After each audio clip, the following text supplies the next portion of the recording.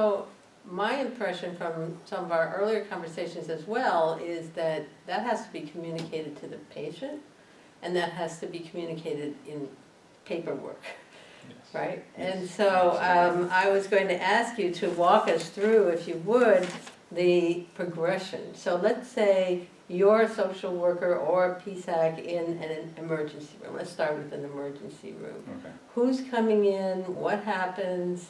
How does it get from there to the client being out in the community, hopefully, and being able to maintain themselves? What are the steps along the way? Well, for instance, in a psychiatric emergency room, the client comes in, the patient comes in an acute state. It could be that they're psychiatrically compromised, or they have a substance abuse problem that's exacerbating their psychiatric disorder.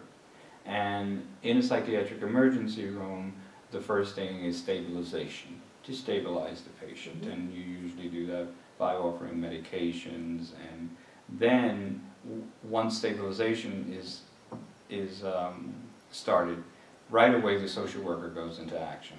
And what they do is that they have to obtain collateral on this individual, on this patient.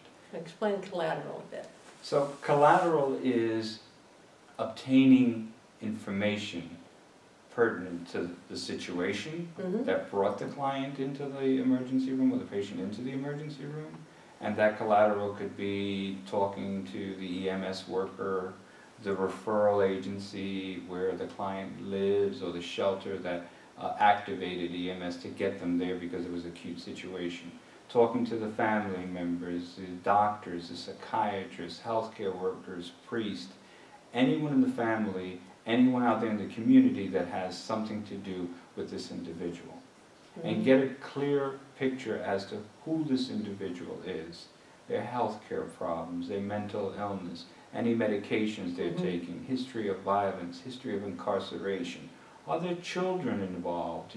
Are there children at home that are alone? Do we need to activate other services like child protective services to make sure that those children are taken care of?